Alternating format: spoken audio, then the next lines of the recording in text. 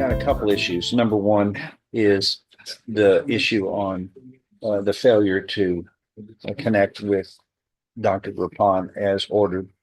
And I want to hear how that overcomes irresponsibility, is what it appears to be on behalf of the defendant.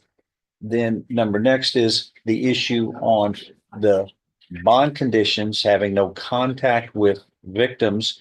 I'm going to hear on that issue too. And we're going to see if the bond conditions are being followed as required or not. Everybody understand? First of all, on Dr. Rapon. Dr. Rapon is kind enough to be here. I have asked Dr. Rapon to evaluate the defendant for competency. There he is. What's the defense say on when that can be accommodated? Because Dr. Rapon is ready, willing, and able right now and any other reasonable time to do this. Go ahead. I've ordered it a long time ago and it hadn't been done. Like I said, the last hearing, I attempted to contact him. No, the question is, can you do it now? Can you do it this week? Yeah. Tomorrow? Anytime? Dr. Rapon, come on up. If you'd be so kind, sir. Thank you. And just to make the court aware, Dr. Capon informs me that the defendant actually showed up at his practice on Friday.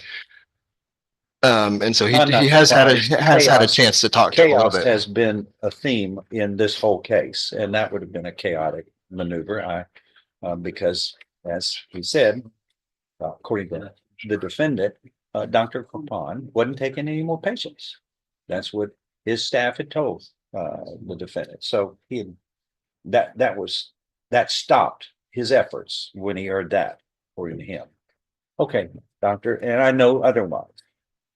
You were still taking Just the term patients patient on, may have been a problem, yeah, in that I do not do patient care now.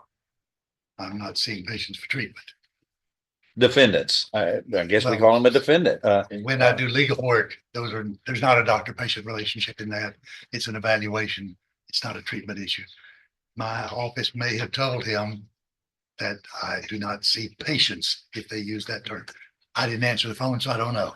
That could have caused okay. the confusion. Well, But I am. Here we and I'm are. willing to do it, so let me know what time frame you have. when, I'll do it whenever. when, When Mr. Barnett.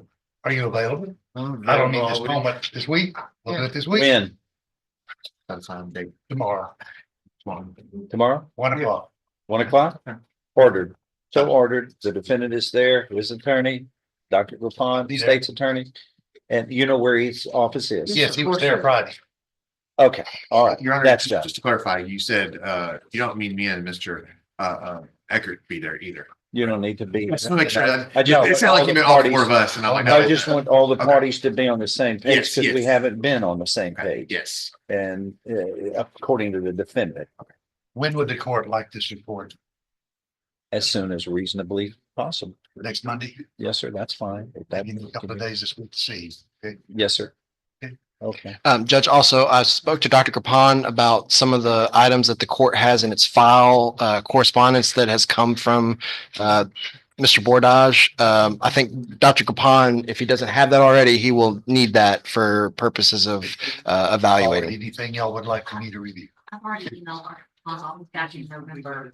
And I have that, is that the stack you're talking about? Yes. I have that. Okay. I have that with me. Just making sure. Okay.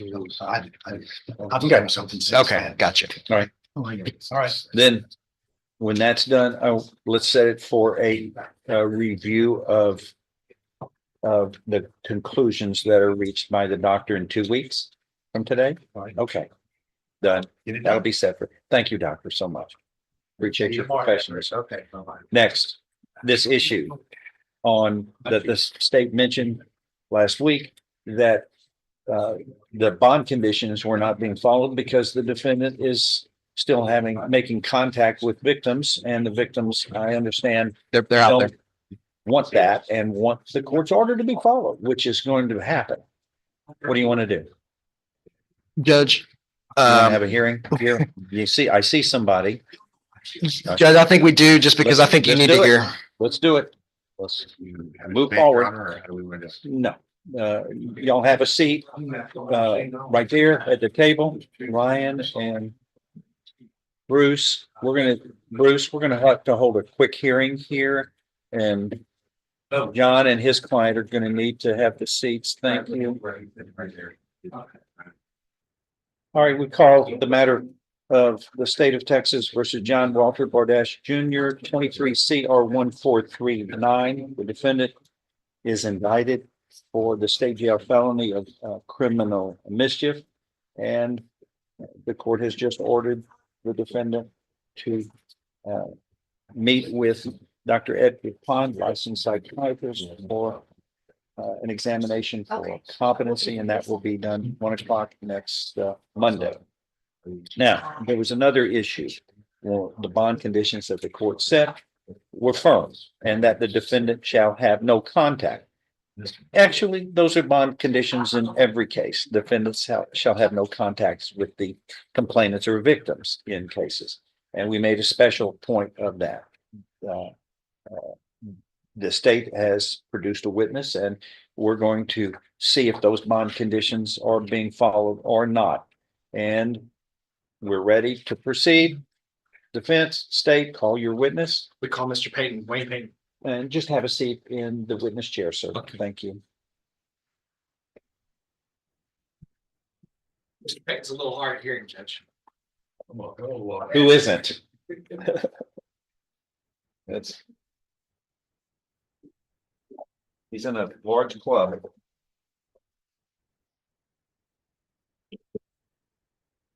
Go ahead. Tell us your name, sir. You can speak, you can stand close to him. Tell us your name, sir. I'm Wayne Payton. And are you familiar with John Walter Bordage's? Yes, sir. Is he here in the court today? Right Yes. next to his attorney? Yes. You recall coming to testify in a bond hearing about a month or so ago. Yes, sir. At the end of that bond hearing, Mr. Bordage was allowed to go back home. Right. Tell us how have things been going with Mr. Bordage since he went back home after that hearing? Well, for about 2 weeks, it's the same thing every time. Every time y'all arrest him, he stays good for a couple of weeks, 3 weeks. He leaves us alone. So this time, after 2 weeks, we noticed he had his sprinkler running again, running on top of our house and everything, which we didn't worry about. But then on Christmas Day, he proceeds to flood our backyard, and it's intentional because the sprinkler is made to where it'll just go into our yard. So we called the police. Police came out, they videoed it, everything. They took pictures of it. They beat on his door. They tried to get him to come to the door. Of course, Walter's learned that you're not going to drag him out of the house. So he just doesn't answer his phone. He don't answer the police or nothing. He just hides in his house. And he doesn't come out for a day or two. But anyway, there was 3 police cars come up. One of them was a woman policeman. She takes a key and goes over and turns his water off. And so we didn't have any problem with that for a while. So it took about a week. And then all of a sudden, about 2 o'clock in the morning, he was beating on the side of the house or something. So this was a week after Christmas? Yeah. And then Well, every night, hold on. The beating on your house Yeah. or his? mine, Oh, okay. our house is a 0 lot line. So my house sits on his, when he comes out of his Yeah, house, but- he's looking at my wall. And that's how he flooded my atrium. That's how he got up when I put plexiglass on top of the atrium. He gets up there and he spray paints, I mean, he has no regard for anybody. But anyway, he beats on the side of our house, and then it stopped at 2 o'clock, and he started doing it about 5, and then 5:30 in the morning, he'd beat on our wall. What's he using to beat on your wall? Huh? What's he using? What's the I right? think it's a rubber mallet, I don't know. He keeps his gates locked so we can't go and see, which is really against the HOA documents that he signed when he bought the house. He's supposed to leave that open so we can spray and, you know, take care of our house and everything, but Is that how you get to the side of your house? Yeah. Through those gates that he's locked? right, he's got them locked. I'm gonna somehow get either court or somehow we're gonna get them unlocked. And we're gonna see what damage the man's done to my house. I don't know yet, you know, I do know what he's done, everything else. And the police said that, and here's the thing, my wife works really hard on that backyard. He flooded the backyard and he's killing her plants, you know, just for no damn reason. So Now, Mr. Payne, how many times have you or your wife heard like some sort of disturbance in the middle of the night that turned out to be Mr. Bordage banging on your house? oh, I would say 10 times. Since Christmas? No, about 5 times since Christmas. He beat on the wall before, and then he would stop when y'all would arrest him. But once once he gets over his fear of going to jail, he does whatever he wants to do. So on at least or 5 different occasions Yes. since Christmas, he is banged on the side of y'all's house with something Right. in the middle of the night. And we didn't bother to call the police. And the reason we don't is the police come out. I mean, I have to get up, get dressed, go out, meet with the police. We did it one time. And they go and beat on his door. He don't come to the door. He doesn't answer his phone. He doesn't do anything. So there's nothing, I mean, they don't do anything. So we just tolerated it because we knew we were coming back and forth. Hopefully, I mean, he broke bond. He broke everything Judge Stevens told him. I mean, everything Judge Stevens told him not to do, he's done. And the one thing he asked him to do was just be good to the neighbors. That's what he said. That's all he asked. I remember that. And another thing I want to throw in, he told him, Judge Stevens told him not to harass any of the neighbors. So the other day at our mailbox, the lady across the street who's a widow, Miss Williams, he goes to the mailbox, he's there. Well, he pulls up while she's there. And he tries to get her to get in his car. And he tells her, it's kind of humorous. He said, Miss Williams, you know, since I'm a queer and you're a woman of the Holocaust, we have something in common and I'd like to talk to you about it.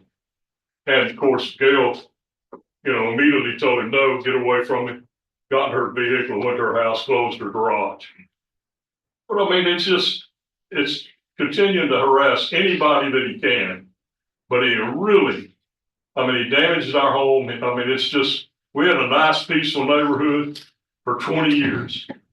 And then he's ruined it. And do you know whether or not he's caused damage to the side of y'all's house by banging on it in the middle of the night? No, I do not. I haven't been able to see it. If the judge will make him open the gates, we'll take a look, we'll video it and show it to him. And we'll bring the police. Any other questions, Judge? I don't have any more. Just one thing to clear on the record, you introduced the witness as Wayne Payton, but in the indictment, the complainant is named Carl Payton. You are Carl Carl. Wayne. Yeah, just wanted to show that. Yes. Because there's a difference in the record here and in the indictment. Did you want to ask any questions? Yeah. Go ahead, John.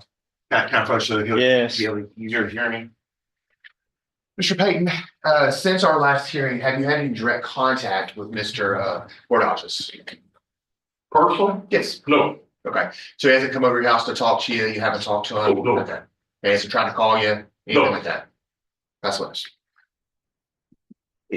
Okay, but there's banging going on the house. What'd you say, 5 times? Yeah.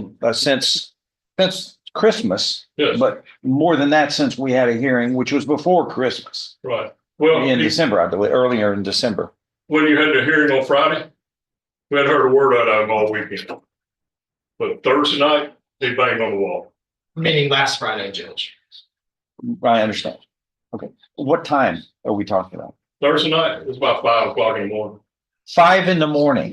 We're banging on the wall of a person's home? That's kind of disorderly conduct, isn't it? In the very least, much less just plain a lack of decency. or your neighbor, but you've got an issue where you have common Sir? boundaries. There are common boundaries in the way these homes are built in that neighborhood, correct? Right. Okay, so. All right, Yeah, see, his zero lot on the other side of his house. That's Joe Vance lives there. And that's his wall on that side. Of course, nobody bothers that's him. Tommy's widow. Tommy's widow. Tommy's Yeah, widow. Tommy and Joe, you know. And she keeps her door locked, stays away from. 5 o'clock in the morning, banging on people's door, walls. I believe we talked about, yeah, I thought it was made clear to you, sir, that when we say don't harass or contact the victim in this case, this man, that would have certainly included anybody with an ounce of brains, would have included don't bang on his wall at 5 o'clock in the morning, which can only be interpreted as your intent to harass in complete contradiction to the court's orders. Or do I have that wrong? You have it wrong. Do you want to put on anything? Yes, he was. Okay. Thank you, sir. You can have a seat. Thank you. Anything else from the state?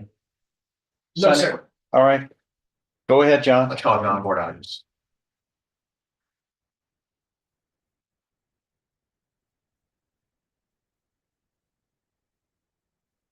Have a seat. Yeah, here.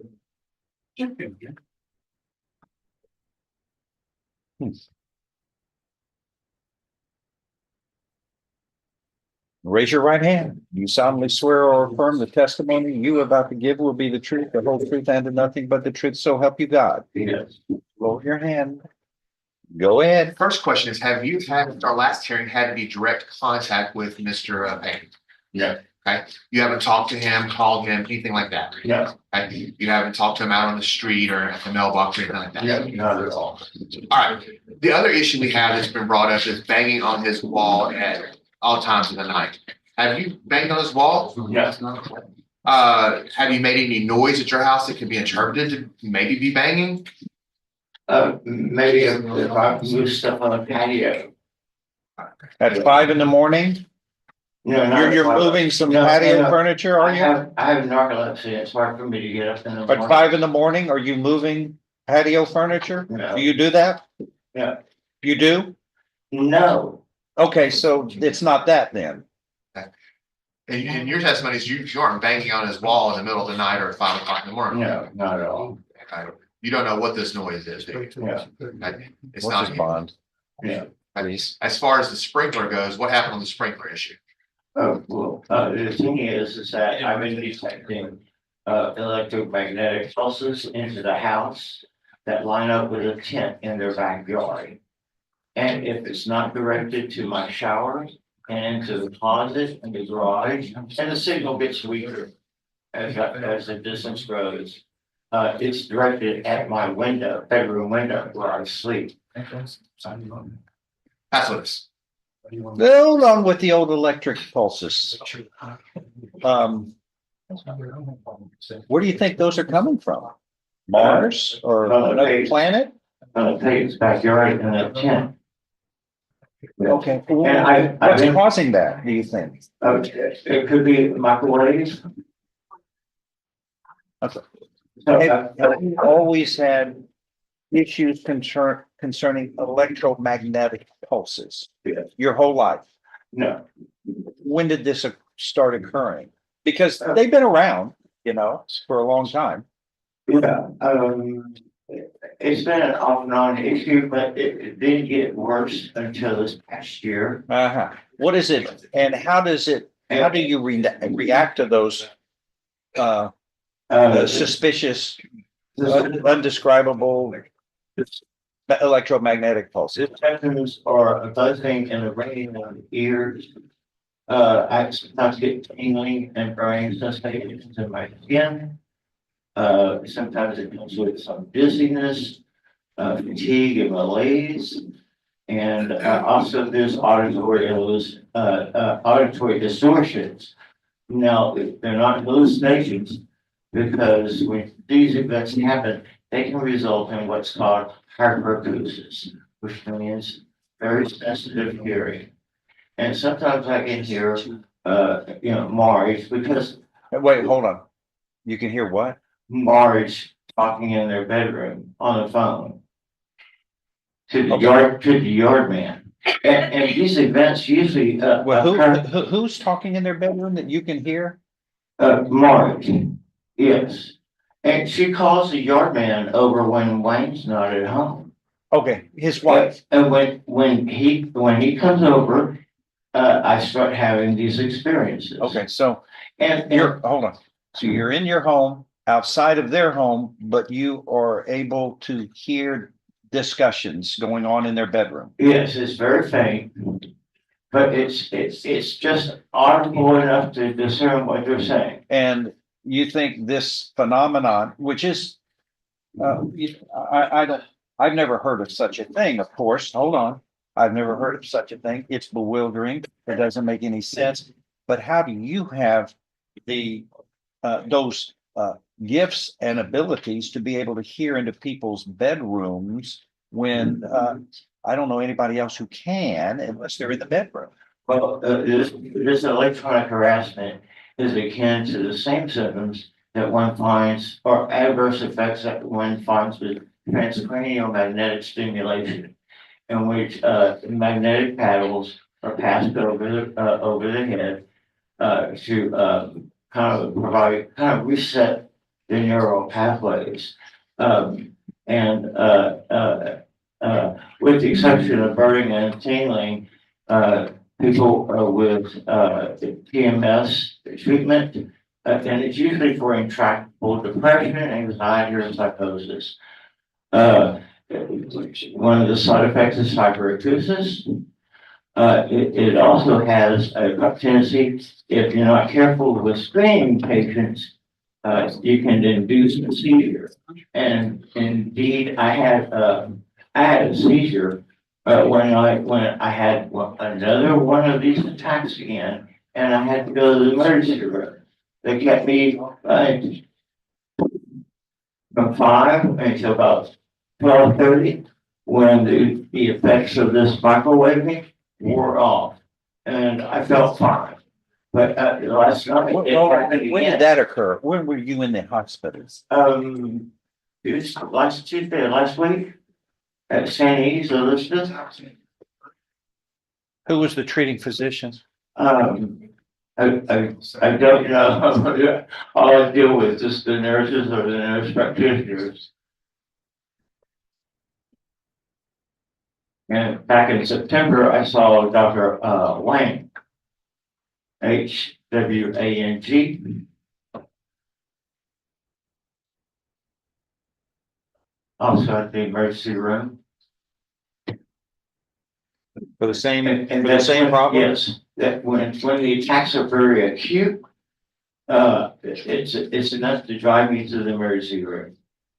And sometimes these attacks can disrupt the ocular nerve, and I lose ocular pressure, and my prosthetic lens rests against the back of my iris and breaks capillaries. I then bleed in my eye, and it lasts for 10 to 16 days. All right. A couple of things here. I'm still yet to hear anything from some of these statements which border on bizarre. Including I can hear people's intimate conversations in their bedrooms from my home. But the banging of their walls at 5 o'clock in the morning has nothing to do with this, but it is in the general nature of bizarre that I've come to recognize from our meetings here with you. But that man I've ordered, don't have any contact with him, and that's a global statement. it doesn't have to be direct. It can be indirect. But at 5 o'clock in the morning, it can only be banging on their wall. It can only be reasonably interpreted by someone who is harassing the complainant of their criminal case, which is forbidden. The way we can keep that from happening is to keep you in jail until this case. And you know what? When we go through this all the time, when I'm speaking, you don't interrupt. You know, you're a man, a mature man, and you act just like a second grader when we deal with this, because you don't have it your way on your terms, and you pout and hold a little fit. And that's what the product, from what I can hear of what the complainant talked about, it's the same reoccurring theme. You don't like it because it's not on your terms, and then you will make someone pay for it. And it's always your neighbor who is the complainant in this case. And remember, this is a stage L felony, sir. You're looking at a felony offense. And it's the same kind of thing. It's harassing, but you're going to be put in a position here, and I'm considering with revoking your bond, placing you in jail until we can get all of this resolved. And Dr. Vaughn can see you in the jail. He's able to do that, but that seems to be the only option for the relief of the victims in this case. We've talked about it before, and I said, don't let it happen again. And here we are, banging on their walls at 5 o'clock in the morning. And because you are being flooded with their intimate conversations in your mind through electric signals from their bedroom, which of course is astounding because it's nonsensical. But what is sensical is my orders are completely clear. I don't care what you're going to be doing, but you're not moving your furniture around at 5 o'clock in the morning and hitting their wall. Give me a break. That doesn't make any sense. I did not say anything like that at all, that you're repeating. What did you say you were doing at 5 o'clock in the morning? What do you think caused their banging? I'm in bed. What caused their banging at 5 o'clock in the I morning? have no idea. But it wasn't you. It wasn't me. All right. What we have here is an issue for the court to determine who is believable, and it's him, not you. Well, I'm willing to go through the competency evaluation, but I think it would be highly suggestible that Mr. and Mrs. Payton also undergo a neuropsychological evaluation. Okay. Thank you for that advice, but it won't be followed by me. Okay, sir, once again, they're the victims here. It's getting clear. You are the cause maker, and I'm going to revoke your bond. You will be held in custody, and I want Dr. Gupon to evaluate you as that report, bring you back immediately upon that being received, and we will deal with his expert analysis of what not only is causing you to think this way, but what we can do about it to maybe help you do better in your actions so that you are not being so belligerent and unneighborly to your next door neighbors. And we're not just talking about just being nice and cordial, but you are actively making, as he said, a living hell out of their life. And that's a fair analysis from what I am seeing. Those are the orders of the court. You are taken into custody, and your bond is hereby revoked, and we will have a hearing as soon as possible to follow up on Dr. Grupon's report. Do you understand the rulings of the court, sir? Yes. Thank you. That is all. May I go home, you take my medicine and report to the jail? You're taken into custody right now, sir. Lacey, will you be able to notify? John? Dr. Yes, yes, I'll. Get, do whatever you can get from him as his attorney to help him get any medicine needs, because that is important to have.